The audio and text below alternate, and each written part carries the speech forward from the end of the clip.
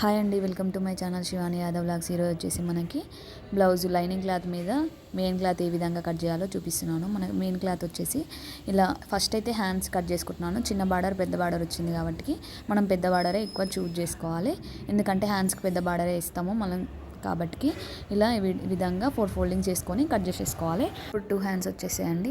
ఈ విధంగా కట్ చేసుకున్న తర్వాత ఇప్పుడు మెయిన్ క్లాత్ని ఈ విధంగా పెట్టేసుకొని మనం చిన్న బార్డర్ ఉంది కదా, అది మనం బ్యాక్ సైడ్ వేయొద్దు. మనకి కస్టమర్ వేయొద్దని చెప్పారు కాబట్టి వేయట్లేదు నేను. ఈ విధంగా పెట్టేసుకొని back part front part adjust చేస్తాను. చూడండి, ఇక్కడ క్లాత్ అనేది చాలా తక్కువ ఉంది.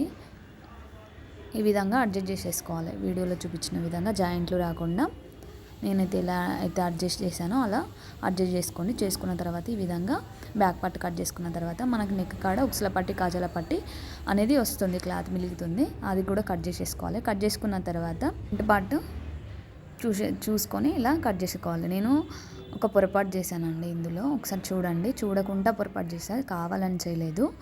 ఇందులో మనం షేప్ పట్టీలు కట్ చేస్తాం కదా, చూడండి ఇప్పుడు చూపిస్తా.